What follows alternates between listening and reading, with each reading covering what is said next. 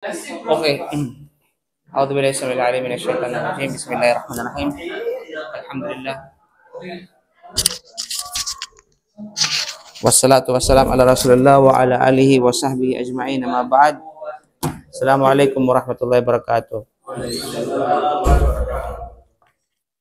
So lahat ng papuri at pasalamat ay para lamang sa Allah subhanahu wa ta'ala, ang Panginoon ng sanlibutan. Tayo pumuri, tayo dumakila sa Allah. Pasalamat sa lahat ng mga biyayang pinagkaloob niya sa atin. So, pasensya na kayo na late kami dahil may mga bagay talaga na hindi kayang iwasan. Huwag mo nang sabihin ano yun. So, hopefully, inshallah. Ganun pa man, mga kapatid, ay ating ipagpapatuloy ang ating talakayan regarding sa tafsir. But anyway, nakalimutan kong i-update ang aking lecture sa laptop. But inshallah, walang problema ay ating papaliwanag na bahagya yung ating ano. Unang aya pa lang tayo, hindi pa natin natapos. Di ba? Sa unang aya, na-discuss natin yung napakalawak na tafsir nito na kung iisipin mo, no? Alhamdulillahilladzi anzala ala abdil kitaba wa lam yaj'al lahu iwaja. Dahil sa paulit-ulit natin itong binabasa, marahil ay nasa ulo na natin yung meaning nito, no? Yung pangkalahatang kahulugan na lahat ng papuri, pasasalamat para lamang sa Allah na kung saan nagbaba sa kanyang alipin ng kitab, no? At hindi ito ginawang baluktot. Pero mga kapatid, kapag sa Tagalog, sa ating mga wika o sa English man, hindi tayo makaproduce ng malalim na pangunawa dito sa Mercato, no? Hindi natin makikita yung malalim na sabihin natin na mga pagpapakahulugan at mga implikasyon at dapat na malaman sa aya na ito. Pero once na babalikan mo ang Arabic nito, especially pag nakaintindi ka ng Arabic, marami kang dapat na madiscover sa aya na ito. Ano yung mga na-discover natin sa aya na ito, mga kapatid?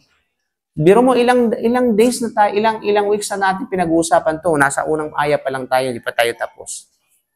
Di ba? Una, na-discuss natin yung kahulugan, malalim na kahulugan ng alhamd, mga benepisyo nito, di ba? Yung mga kumbaga, yung mga pakapakinabangan nito, yung alhamd, papuri at pasasalamat sa Allah. Diba? Pangalawa, alladhi anzala ala abdi, na kung saan nagbaba. So, ang katangian na pangalawang na-discuss natin ay yung katangian kung paano ibinaba ang kapahayagan. Diba? At ano yung mga kapamaraanan ng Allah subhanahu wa ta'ala kung paano ipinahayag kay Propeta Sallam ang banal na Quran. Diba? Kung paano ipinahayag na na-discuss natin yung mga iba't ibang pamamaraan na pagkakapahayag ng kapahayagan, di ba? Di ba, hindi lamang sa pamamagitan ng inzal o sa pamamagitan ng tinatawag na sabihin natin nuzul o kaya pagbaba. Okay? Ibig sabihin dito, hindi siya kusang bumaba, kundi bagkus mayroong nagbaba at mayroong nag-utos na ibaba. Lahat yun na-discuss natin, alhamdulillah. Gayon din, pangatlo, yung tinatawag na i-discuss na natin, yung al-abd. Ala abdihi. Anong ang isa sa mga tanong sa question na sa exam natin ay walang iba kundi pagiging sino yung abdi ito na tinutukoy. Di ba? Oh, may nagsagot na naman na si Alimuddin. Okay?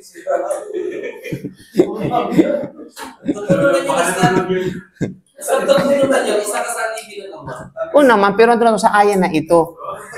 Okay lang pa ako naging propeta, kapatid. You know? Na manggap ng revelasyon. You know? Subhanallah. Anong inshallah ka dyan? Wala nang propeta pa. Alam mo, good point yung binanggit niya. Malinaw, ito yung mga bagay na hindi mo pwede sabihin inshallah. Malinaw? Sabi ko, kasi wala na eh. Natuldukan na. Hindi mo pwede sabihin inshallah. Kasi ibig sabihin, may mga pagkakataon na ipinagbabawal sa atin na sabihin inshallah. So yun yung pagkakataon na. Yun, kasi itinuldukan mo yung pagiging prophet at pagiging messenger, sabi mong inshallah. Okay? Para pag hinuhope mo pa na mayroon pang messenger na susunod. Di ba? Ayan yung mga, actually maganda kasi bakit? Para ma-educate ka. Okay? Para sabihin natin, ma-educate tayo mga kapatid sa pananampalatayang Islam. Magpakain ka daw mamaya dahil dyan. Okay. So, yun, no?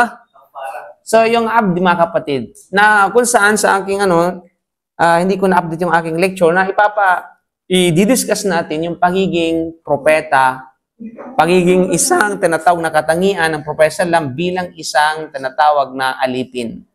Kasi may mga humamak no especially yung mga kumbaga yung mga taliwas at mga mga sekta na pagdating sa pagiging alipin o inilarawan si Propeta Muhammad sallam bilang isang alipin sa banal na Quran, ang sabi nila ito ay pagbaba sa kanyang ranggo, sa kanyang antas.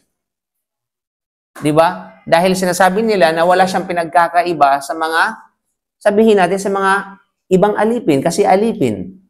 So, ibig sabihin, nangangahulugan na parang walang distinction, walang na katangian. No? Dahil tayo, halimbawa, alipin ng Allah subhanahu wa ta'ala. 'Di ba? At pagkatapos ay si Propeta Muhammad ay nilarawan bilang asang alipin. So, what's the difference? So, sinasabi nila ay mababang antas, pero hindi nila alam sapagkat hindi nila naunawaan ng Quran. Di ba? Hindi nila naunawaan ng Quran. Si Propeta Muhammad sallam ay itinangi siya o inilarawan siya bilang alipin nung siya ay nag-Isra wal Mi'raj. Di ba? Layla, sa Suratul Isra, sa first ayat ng Suratul Isra. Di ba? Ano yun? Nakalimutan na saan ba ng Quran natin? Ayaw nga. Subhanalladzi asra bi'abdihi, di ba? Asra bi'abdihi, di ba? Subhanalladzi asra bi'abdihi. Kung saan abdi na tinutukoy dito, walang iba kundi si Propeta Muhammad sallallahu alaihi wasallam. So siya inarawan bilang isang alipin. You know? Na kung saan ay ito ay isang paglalarawan na dakilang paglalarawan kay Propeta Muhammad sallallahu alaihi wasallam. Nasaan ba yung Okay? Sino pang hindi pa nakaano?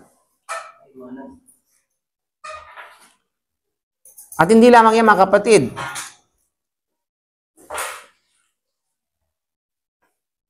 Saan ba yung natin?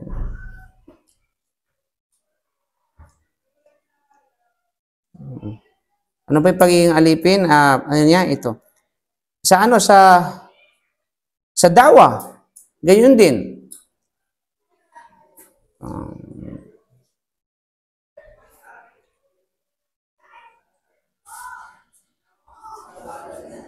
Okay.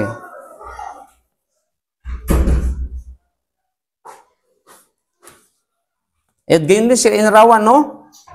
Sa tinatawag na pagiging alipin, sa larangan ng sabihin natin ng dawa, pagpapalaganap ng pananampalataya, pag-imbita sa tao tungo sa tauhid, at gayon din ay pag-ahon sa kanila mula sa tinatawag na shirk. Di ba? So, nandun ay isa sa mga batindi at dakilang gawain, malinaw, ay walang iba kundi ang gawain ng dawa. Mayroon pa bang hihigit sa gawain ng dawa? Wala, mga kapatid, subhanallah. Di ba? Dapat naka-attendance. Si Khalid, Ustad. O, Khalid. You know?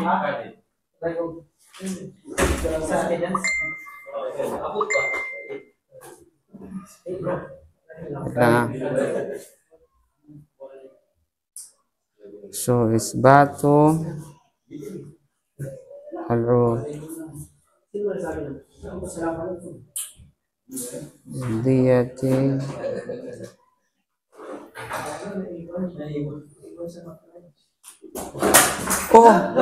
ano yun? Allah, hindi ka na ng pagsira. You know? Hindi ba yan? iPhone. Hindi ba yan? Hindi ako nakita niya. Hindi niya ako nakita. Hindi siya nakita. May mga mata siya pero hindi siya nakakita. May bulto. Ang daming nakakita. Sira yung sensor. Hindi tumunog. Hindi sumabi sa damit. You know, mga kapatid? Ang ganyan.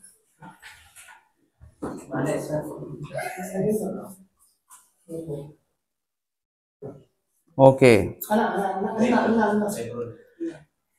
Uy, wala tayong internet. Tawani ha, tawani. Hindi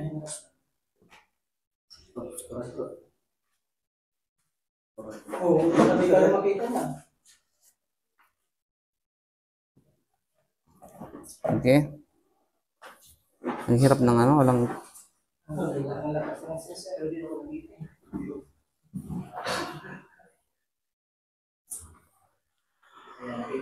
Okay.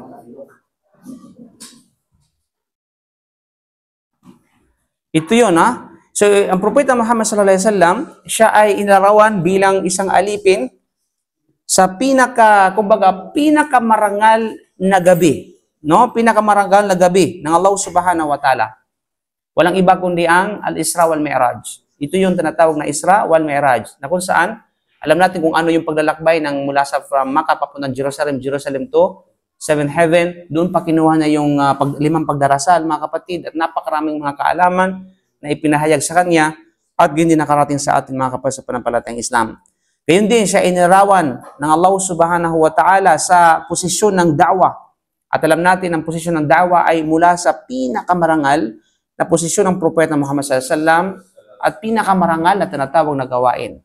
Diba? Kasi ito yung gawain ng mga propeta. Ito yung gawain ng mga, sabihin natin, mga sugo ng Allah subhanahu wa ta'ala.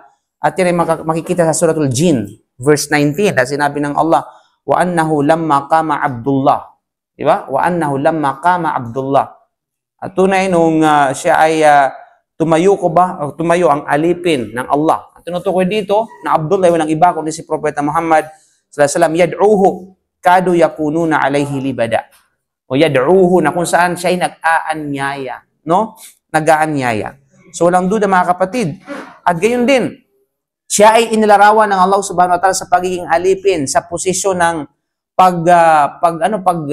pag-protect, no? Pag-protect, no? Na kung saan ay sa posisyon ng panghahamon. O, mayroon tinatawag na posisyon ng panghahamon, mga kapatid, no? Na kung sa state of challenges, na kung sa sinabi ng Allah sa Surah Al-Baqarah, verse 23, wa in kuntu fi raibin mimma nazzalna ala abdina fa'tu bi suratim ila akhir al-aya. Ibig sabihin ng aya na ito, wa in kuntum fi raib, kung kayo ay mga nag-aalilangan o kayong mga tao nag-aalilangan kayo na ang Quran na ito ay mayroong something, na ang Quran na ito ay may problema, ang Quran na ito ay mali, ang Quran na ito ay hindi iwaja, na kung saan ay baluktot, na ipinadala namin sa aming alipin. Ang tinutukoy dito ay si Propeta Muhammad sallallahu alaihi wasallam, fatu bi suratin mithli. Ibig sabihin, kung gano'n, mag-produce kayo ng kagaya nito. Diba?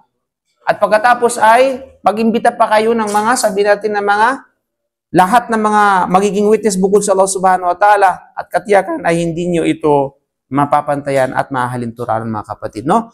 At gayon din, inarawan siya ng Allah subhanahu wa ta'ala sa pagiging alipin sa posisyon ng ilahi fi laylatil mi'raj. Kanya yung Isra ngayon ang tinatawag na Mi'raj. Okay, yung Isra, pag sinabing Isra from Makkah to Jerusalem, sa Suratul Isra, din sa pagkakataon nito yung Mi'raj naman, na kung saan ay ito ay matatagpuan sa Suratul Najm, verse 10. Okay, na sinabi ng Allah, fa'auha ila abdihi ma auha. Okay, ang abdi na tuntukin Propeta Muhammad sallallahu alaihi wasallam. So lahat ng mga, makikita natin na lahat ng mga posisyon na ito na ikinabit kay Propeta Muhammad sallallahu alaihi wasallam bilang isang alipin, bilang paglalarawan sa kanya isang alipin, mga kapatid, hindi basta-basta. Tapos sasabihin ng mga taong ito, yung mga hunghang na mga taong ito, na inilarawan si Propeta Muhammad sallallahu alaihi wasallam na bilang isang alipin ay bilang pagbaba sa kanyang ranggo, pagbaba sa kanyang antas. Di ba? Ano, mayroon bang propeta na naka-experience ng Isra wal Mi'raj? Di ba? Sallallahu alaihi wasallam. Meron ba? Oh. Hindi na bumalik. Okay. From Makkah to isang idlapan lang. Parang bumito yung oras doon. Di ba? Para nagiging... Kung isipin mo, parang bumito yung oras. Tumigil lang yung oras, pero hindi. Kasi may mga witnesses talaga ng Propeta Muhammad. Kaya isa sa mga batayan niya, na kaya niyang bilangin yung mga taong paparating sa Makkah, galing ng Jerusalem, habang nakasalubong niya na siya ay nasa paglalakbay na yaon. Di ba? Kasi challenge yun ng mga Quraysh sa kanya. ayaw maniwala sa kanya. Kasi, kahit naman sino, di ba? Kung hindi lang siya propeta at hindi tayo naniniwala, sabihin natin, ano na yan, comics siguro yan. Di ba, movie ano lang, siguro katang-isip na kwento, di ba? Mas matindi pa kayo Superman. Matindi pa kamo. Di ba? So kaya nga, challenge yun ng mga Quraysh, paano mapatunayan? Na yun, totoo yung sinasabi mo, na isang idlap lamang, isang gabi lamang, kaya mong naglakpapunta, di ba? Papunta sa tinatawag na Jerusalem. Kaya sabi nga, okay, sasabihin ko sa iyo yung mga grupo ng mga caravan, na papunta dito ngayon, nasa daan, at darating sa ganitong araw, ganitong oras. Tapos, ito yung bilang nila. Oh. So, nung dumating na sila, kung ano yung narinig nila kay Prophet Salam, yung eksaktong definition at eksaktong tinatawag na description at eksaktong bilang, ayaw pa rin nila maniwala. Di ba? Ayaw pa rin maniwala. Sabi nila, ay, magic yan. Ganun naman ibang mga tao, di ba? Lalo mga pilosopo ng mga tao. Kahit anong pahayag mo na, kahit anong sabi mo na, at mga patunay, dahil sa ayaw nilang tanggapin ng katotohanan, scapegoating ang ginagawa nila. Sabihin sila ay, nag-alibay, at kung ano-ano yung mga paratang makapad sa pananampalatayang Islam. Yun, Kaya ang pinakamarangal yun, mga kapatid na na pagkakataon, pinakamarangal na gabi, kumbaga, no? Yung Laylatul Mi'raj, Isra wal Mi'raj. At the same time, yung sabihin natin, yung da'wa. Isang wala namang mayroon pa bang tinatawag na hihigit sa da'wa, mga kapatid. At marami ang patunay sa Quran at maging sa hadith ni Propeta Muhammad sallallahu alaihi wasallam. Malinaw? Now, yan ang portion na madidiscuss natin sa aya na ito. Yung tinatawag na pagiging alipin ng Allah subhanahu wa ta'ala. And of course, the last, salam. Okay. Pagiging alipin ng Propeta Muhammad sallallahu gutom na kasi di pa ako nakakain. Okay. The last portion ay walang iba kundi yung kitab. Di ba? Al-kitab awalam yaj'al lahu iwaja. Ibig sabihin yung kitab, anong makukuha natin dito, mga kapatid? Makukuha natin dito yung isa sa mga pangalan ng Al-Quran ay walang iba kundi kitab. So inshallah, madidiscuss natin, inshallah subhanahu wa ta'ala, ang iba't ibang mga pangalan at iba't ibang mga katangian ng sabihin natin kitab. So, pag tinanong kayo ngayon, ano ang pangalan ng Quran? Anong pangalan ng Quran dito sa aya na ito? Al-Kitab. Ang ibig sabihin ng kitab ay? Anong ibig sabihin? Yes, Quran naman. Pero ang ibig sabihin, literally. Okay, aklat, libro. Actually, kitab dyan, sa grammar, ito ang tinutukoy dito, maktub. Ang ibig sabihin ay ang nakasulat. Okay? Kasi libro, basically, walang libro kung walang nakasulat. Di ba? So, yung tinutukoy doon, ibig sabihin yung nakasulat, mga kapatid, sa pananampalatayang Islam. Then, pag tinanong kayo, ano yung katangian sa aya na ito ng kitab? Anong katangian ng kitab dito? Sa aya na ito? Walang iwaja. Walang iwaja. Ginawa mo namang Tagalog yung walang yaj'al lahu iwaja. Walang iwaja. Walang yaj'al. Sabihin ay hindi ginawa para sa kanya na ito ay baluktot. You know? Sabihin, yun ang katangian ng Quran. At marami pang katangian ng Quran paano dinescribe ng banal na Quran mismo, no, yung tinatawag na Quran. So dapat, ito yung, alam mo, isa yan sa mga, kumbaga, challenge sa mga pag nagdadawa tayo, challenge sa kanila. No? Paano i-describe ninyo, paano i-describe ng kasulatan ninyo ang kasulatan ninyo? Di ba? Huwag kang mag-describe sa kasulatan mo. Hayaan mong i-describe ng kasulatan ninyo yung kasulatan ninyo. Di ba? Ang Quran, tulad ng Quran, hindi tayo nag-describe kung ano yung Quran. Ang Quran mismo ang nag-describe kung ano ito. Anong meron ito? Di ba? So yun ay napatunay ng isang sabihin natin ng tinatawag na pagiging totoo ng Quran. At ito ay salita ng Allah subhanahu wa ta'ala. Ibig sabihin, hayaan mong i-describe siya ng author nito. Okay? Ng author. Sino bang author ng banal na Quran? Allah subhanahu wa ta'ala, mga kapatid sa pananampalatayang Islam. Kaya, kung merong mga description na dapat natanggapin para sa Quran, ay walang iba kundi ang description na ibinigay mismo ng banal na Quran. Ibinigay mismo ng author ito, walang iba kundi ang Allah subhanahu wa ta'ala. Now, bilang kabuuan, mga kapatid sa pananampalatayang Islam ng unang aya na ito, mapapansin natin na bakit ganito inumpisahan ng Allah subhanahu wa ta'ala sa ganitong phrase, sa ganitong statement, no? Sa ganitong tinatawag na statement. Kasi, unang-una, walang duda, yung mga kasunod nito, yung mga kwento. Di ba? Yung mga kwento.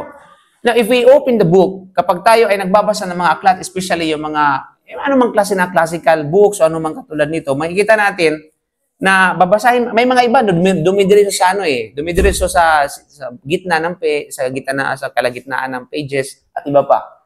At never kang, kumbaga, nadir, bihira lamang ang makikita mo sa mga readers ng Quran na binabasa yung preface nito.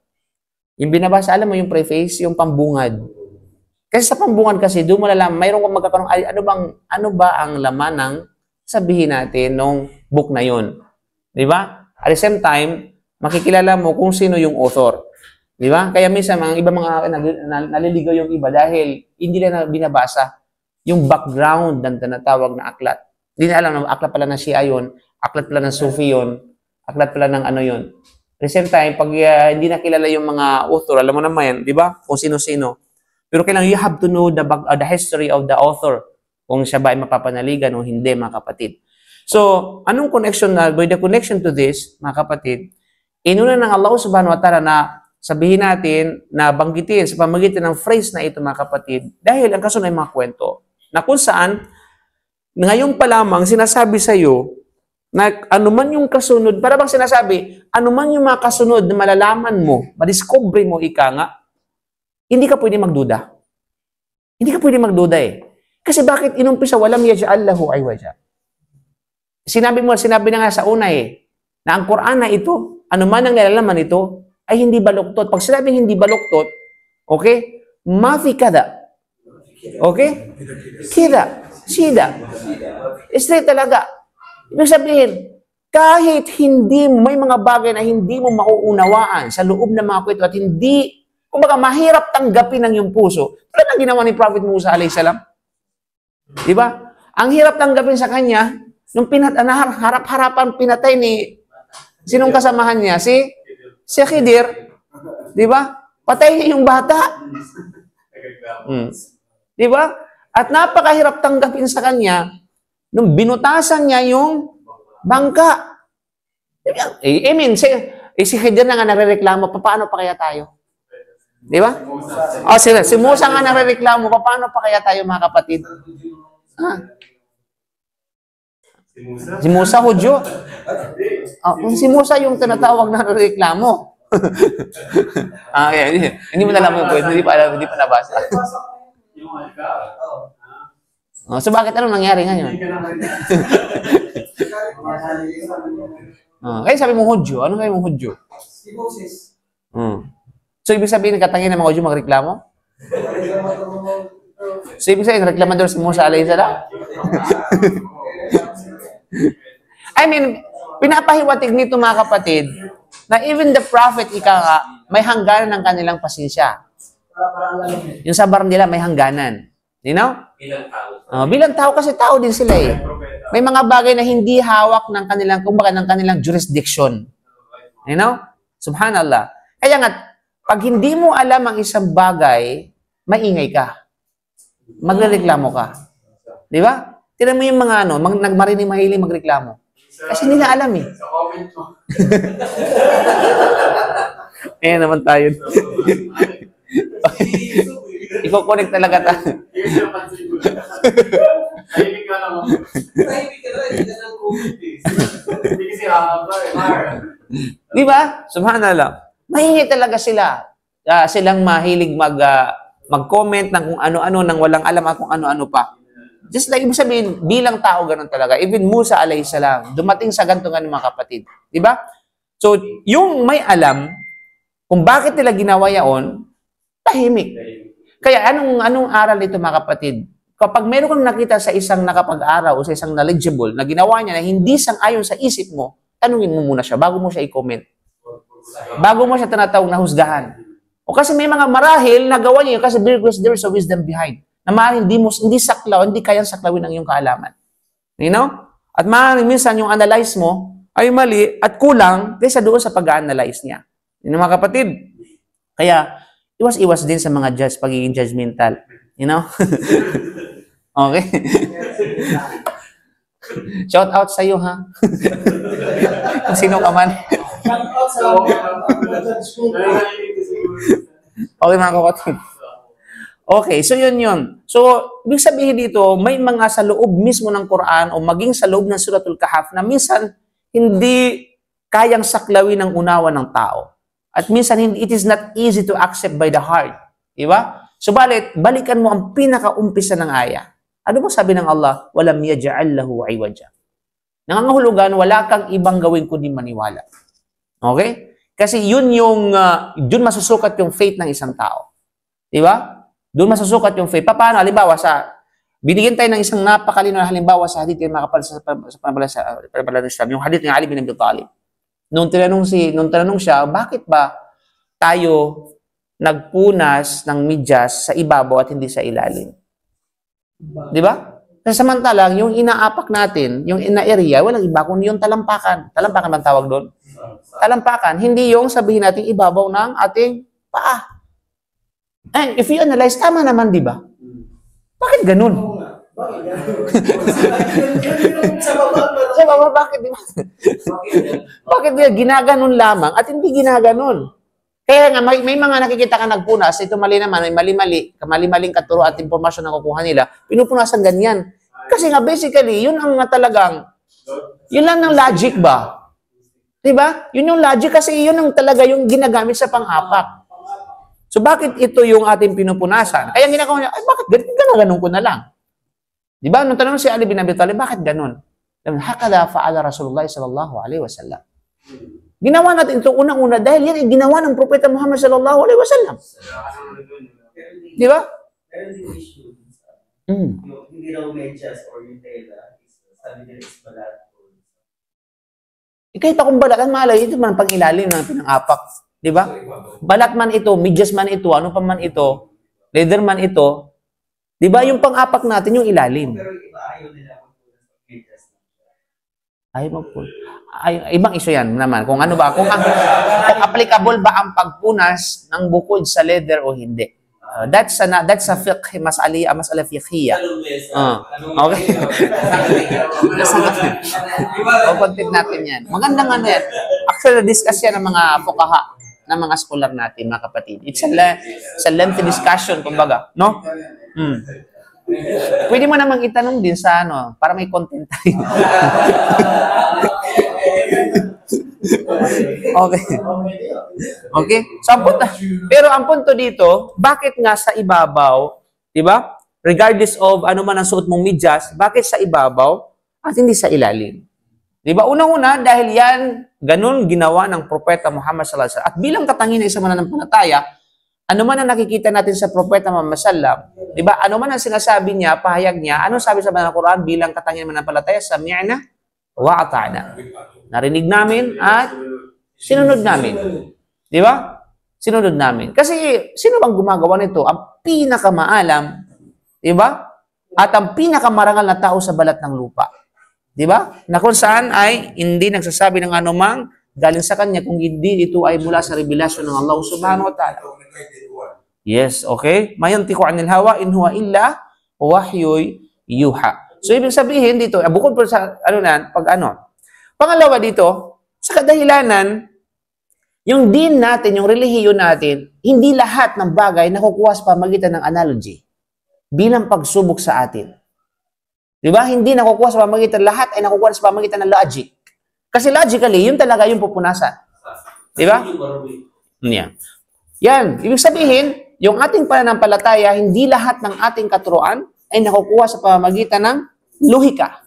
Bakit? Kasi ito ay isang malinaw na pagsubok kung papaano ka susunod. Papaano ka susunod. Kasi doon masusukat talaga yung paniniwala mo at pagsunod mo. Diba? Pagsunod mo. Na ibig sabihin, kung saka ka lang susunod kapag natanggap ng logic mo. Diba? Yan yung mga ginagawa ng sabihin natin. Alam mo yun, sa mga ibang mga sekta ng under the umbrella of Islam, katulad ng halimbawa ng mga murji'ah, katulad ng mga sabihin natin ng mga khawarij, katulad ng mga asyairah, you know? Asyairah. Alam mo, nagsisilapa na yung mga asyairah nowadays, mga kapatid. Ang mga asyairah, tignan mo sila paano sila mag-analyze sa asma'illah wa sifat, sa mga katangian at pangalan ng Allah subhanahu wa ta'ala. pinipili lamang nila, no, ang mga katangian at mga pangalan ng Allah subhanahu wa ta'ala na tanggapin at paniwalaan. Ano yun?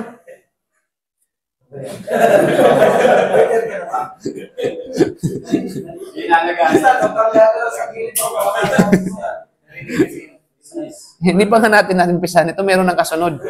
Jazakallahu khair, biyaya, mashallah, tabarakallah. Di ba? Hopefully, kung gano'n na ang intensyon. Okay. Di ba? Yung mga Asyaira, pinipili lamang nila na tanggapin, no, at paniwalaan mula sa mga pangalan at katangian ng Allah subhanahu wa ta'ala.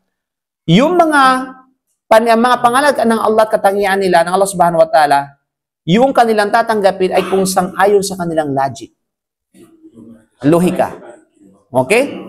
Kasi sa kanilang katwiran, al-aqal muqaddam 'ala nas. Ibig sabihin, yung lohika, yung pang-iisip, mas mataas kaysa doon sa teksto.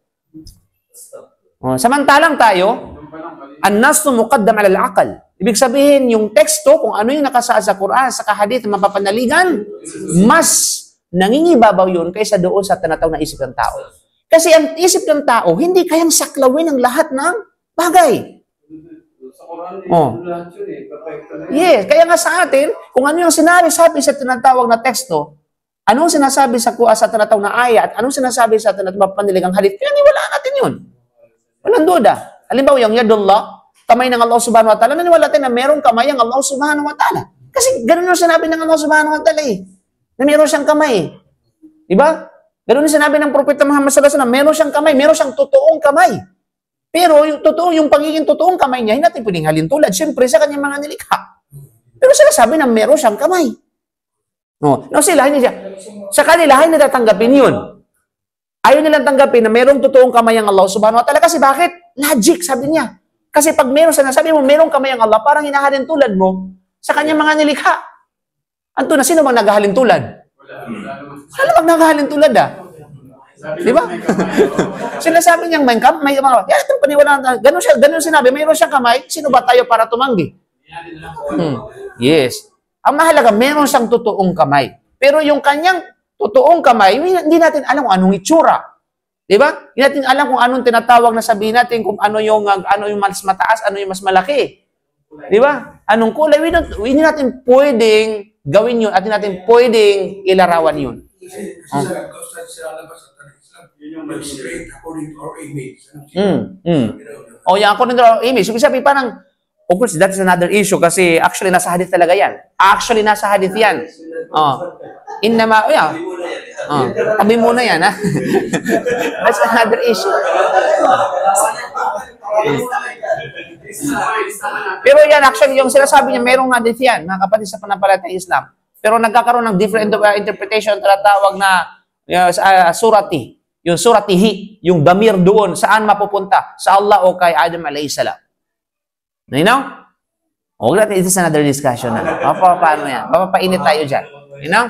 Actually, na-ano ko na yan, na-discuss ko na yan sa sharh ng Kitab Tawhid sa Al-Wasatiyah. Okay? Sa sharh Aqidat Al-Wasatiyah. You know? So, yun yung mga kapatid sa panampalatayang Islam. Ibig sabihin dito, sila na mga grupo na ito, hindi na tatanggapin na mayroong totoong kamay ang Allah subhanahu wa ta'ala. Kaya sabi nila, hindi totoong kamay yan, kundi ang ibig sabihin ng kamay dyan, lakas. No? Ang sabi nila, ang lakas at saka tulong, yun ang kanilang interpretation. Now, as of Ahlus Sunnah wal Jama'ah, no objection for that. No? Na ito ay sumisimbolo sa lakas ng Allah subhanahu wa ta'ala, pero hindi natin pwede na itanggi na meron siyang totoong kamay. Okay? Pwedeng literal, tsaka... Pwedeng tinatawag na literal at saka pwedeng metaphorical. Linaw?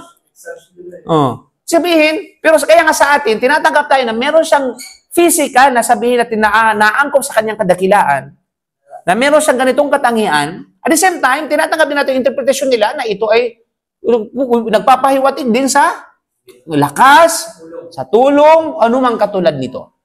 Sa kanila, dinidinay yung pagiging totoo, yung hakikiya. Okay, yung pagiging totoo na katangian ng Allah subhanahu wa ta'ala. Dinidinay nila yun. Kasi nga, hindi tanggap ng kanilang isip. Kasi nga, yung isip, mas mataas pa kaysa doon sa teksto. Hindi pwede yan. Okay? So sa atin, mas mataas kung anumang nakasabi sa nas, paniwalaan natin ang walang pagiging malabis at walang pagiging kulang.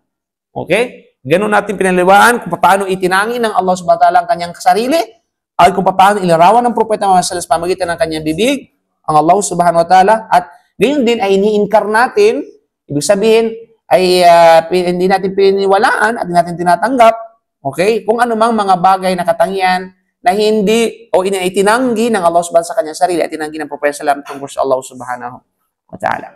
So yun mga kapatid sa pananampalatayang Islam. So yun ang lesson o aral na makukuha natin dito sa ayan na ito na walam yaj'al lahu iwajan. Parang sinasabi sa atin ng Allah, yung mga susunod ng mga kwento na malalaman ninyo, minsan kapag hindi tanggap ng inyong isip, pag hindi tanggap ng inyong puso, dahil sa pagiging kaduda-duda o anumang katulad nito, dahil hindi saklaw ng inyong kaalaman yung mga bagay-bagay na papaloob dito, balikan ninyo yung unang aya na ito ay tinatakan ng Allah subhanahu wa ta'ala na walang kamalian sa aklat na ito. Okay? Walang kamalian, walang kabaluktutan. Ibig sabihin, anumang makukuha mo at anumang mababasa mo, anumang maririnig mo na mga kaalaman dito, ay tunay na ito ay tuwid. Okay? Tunay na ito ay tinatawag na sabihin natin, anumang nakasulat dito, ito ay tuwid, ito ay gabay. Hindi ito isang laro. Hindi ako laruan. Okay? Na iyong iniwan. Yun mga kapatid. Kaya nga sa meron din ako, parang question ko yung sunna ng pagtulog sa kanan. Kasi yung may nag-explain ako, dapat matulog ka sa kaliwa. Kasi yung stomach mo, taas. Kasi pag natulog ka sa kanan, sisikmurahin ka. So na-experience ko yun. Mga pagsubok, actually magandang experience yan. Pagsubok ba? Di ba? Parang, pag ganyan, ibig sabihin, kapag naniwala ka dyan, tapos iningkar mo yung hadith, mas matalino pa at mas may alam pa itong doktor kaysa doon kay Propeta Muhammad sallallahu alaihi wasallam. Meron naman sabi na kanan. Pero nung ano ko yung ano ko sa video na sisikmurahin ka. So na-experience ko yun talagang asin pag na. So, paano, how do we reconcile? Paano natin tinatawag na i-reconcile yung mga kapal sa pananampalatayang Islam? Di ba? Yung although sabi legit yung kasi sabi ko halimbawa pag nagsabi ay ang mga mga nakapag-aral talaga sa medisina based in their study, based in their experience, samantalang nandirit yung sunna na kapag matulog ay sa kanan. Manino mga kapatid, una-una, so babalikan mo yung tinatawag na sabihin natin na sunna, walang duda, ibig sabihin na sunna ito ay voluntarily. Kapag ginawa mo ay meron kang tinatawag na biyaya. Okay, pag hindi naman wala kang pagkakasala. You know? At the same time, it's a case-to-case base. So may mga pagkakataon na sisikmurain, sabi natin, dahil sa mga ganong sitwasyon, maaaring advantage yung pagtulog ng sabi na nakakaliwa. Okay. Halimbawa, ito na, may sugat ka sa kanan. Alam, pipilit, sunna ito. Masyada. Samantalang may sugat ka sa kanan. Tama ka sa kanan. Tapos pipilitin mo pa rin yung sunna. Alam mo naman, nagbibigay ng pahamak sa iyo, tapos pipilitin mo pa rin ng sunna. Ito yung mga bagay na minsan hindi naunawaan ng tao. Sunna sa pagduduwaya.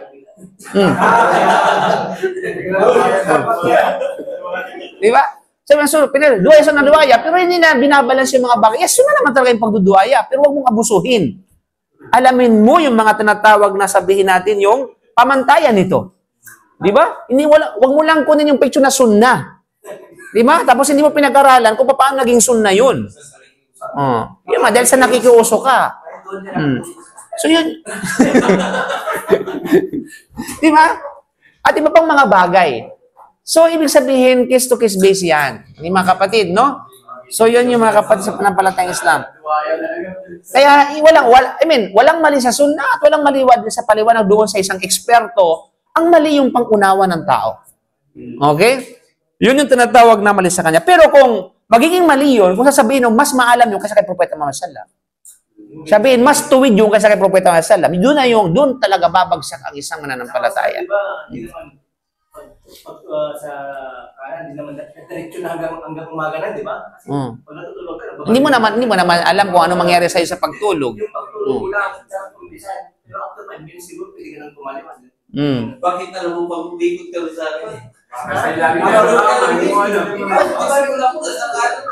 Kasi minsan, pagising mo, Oo, tama naman yung mga kapatid. Bro, maglagay ka camera sa isa.